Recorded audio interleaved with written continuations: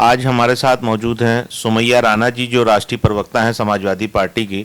आज हम उनसे पूछेंगे जो अखिलेश यादव विजय रथ यात्रा निकाल रहे हैं 2022 के चुनाव के लिए। पहली चीज़ तो ये कि ये विजय रथ यात्रा लोगों से जुड़ने का एक बहुत ही अच्छा माध्यम है और जा कर के जनता से सीधे राष्ट्रीय अध्यक्ष जी जुड़ रहे हैं और इसकी जो रिस्पांस मिल रहा है लोगों से वो भी बहुत ही ज़्यादा अच्छा है। और आप ये देखिए कि जो भीड़ जुट रही है वो खुद से आ रही है, जुटाई नहीं जा रही है। लोगों का खुद जुड़ाव है और वो इस तरीके से मौजूदा सरकार से इतना परेशान हो चुके हैं कि उन्होंने जो कुछ भी महंगाई को रोकने में नाकाम, रोजगार देने में नाकाम, किसानों के ऊपर जो अत्याचार हुआ, बेटियां असुरक्षित हैं, महिलाओं के सम्मान के साथ भी छेड़छाड़ हो रही है, उनकी अस्मत रेजी हो रही है। उसके अलावा जो तेल के दाम इतने बढ़ गए हैं, तमाम ऐसे मुद्दे हैं जिनको लेकर के हम जनता के बीच जा रहे हैं और जनता उन चीज़ों को लेके परेशान है और जागरूक भी है। तो ये एक विजय रथ यात्रा निश्चित तौर पर हमारी विजय का बहुत बड़ा निशान है कि जो हम 2022 में सरकार बनाने जा रहे हैं। बीजेपी कह रही है जो हम राशन बांट रहे हैं वो, हालांकि उनका 22 मार्च तक का ये प्रोग्राम है, वो कह रही है हम इसी से जो है अपना काम कर लेंगे। जनता की ये समझ में आ गया है जब भारतीय जनता पार्टी के प्रधानमंत्री जी नरेंद्र मोदी 15 लाख की बात देने का वादा करके आने के बाद 5-5 किलो आटे और चावल और गेहूं की बात करते हैं तो ये बहुत ही शर्मनाक बात है। भारत इतना बड़ा देश है जिसके प्रधानमंत्री की कुछ जिम्मेदारियां थी। वही सब वादे जो यहाँ पर योगी आदित्यनाथ जी की सरकार में चल रहे थे, जो कुछ भी हुआ वो सब जनता देख रही है। गंगा पे तैरती लाशें भी देखी गई हैं, कोरोना काल में सड़कों पे मरते भी देखा गया है, पैदल चलते लोग भी देखे गए हैं।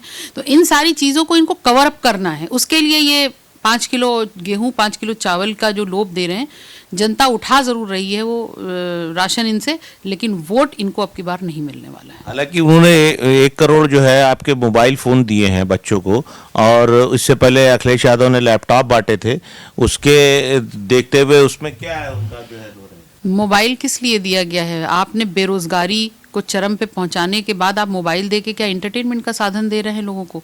हमने लैपटॉप बांटे थे तो उन लैपटॉप का जो रिजल्ट आया है वो सब कुछ मौजूद है वेबसाइट्स पर कि किस तरीके से लैपटॉप्स का इस्तेमाल हुआ और किस तरीके से लोगों को रोजगार से जोड़ा गया उस लैपटॉप के जरिए। और आखिर वक्त में आके आप एक तरीके का ये चूरन पकड़ा रहे हैं लोगों को, क्योंकि आपने 5 साल तो कुछ भी नहीं किया और कुछ चीज़ें लूट खसोट के बाद जो बचा के रखी थी आपने सोचा था वो टॉफी की तरह हम बाद में बांट देंगे, लेकिन इन सब चीजों का कोई फायदा होने वाला नहीं है। समाजवादी पार्टी में कि आप महिला हैं और महिला होने के नाते क्या आप प्रत्याशी आप उनको घोषित करेंगे?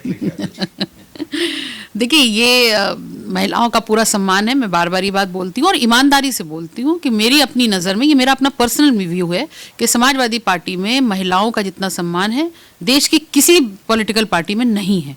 ये मेरा अपना पर्सनल एक्सपीरियंस भी है। उसके अलावा जहाँ तक टिकट की बात है, बिल्कुल इस चीज़ को खासा ध्यान रखा गया। राष्ट्रीय अध्यक्ष अखिलेश यादव जी ने साफ किया है कि महिला जो आवेदक हैं उन पर खास ध्यान दिया जाएगा और ये अब देखा जाएगा, आगे लिस्ट जारी होंगी कि उसमें कितने प्रतिशत महिला आवेदक होती हैं। रही बात मेरी, तो मैं उनके हुक्म की तामील के लिए हूँ। अगर मुझे उनको लगता होगा कि पार्टी को कहीं से फ़ायदा पहुँचना है मुझे लड़ा के, तो मैं तैयार हूँ लड़ने के लिए, मैं पार्टी हित के लिए काम करूँगी। अच्छा, एक सवाल आपसे ये है कि ओवैसी की जो पार्टी उत्तर प्रदेश में उन्होंने 100 सीटों पे कहा है कि हम चुनाव लड़ेंगे, उससे क्या लगता है आपको उससे कुछ नुकसान होना है?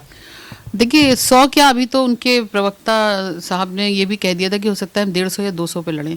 तो मैं एक बात बहुत उससे कहूँगी कि पतंग हवा में रहती है तो उनकी बातें भी हवा में ही हैं, उसी तरह तैर रही हैं जैसे पतंग तैरती है।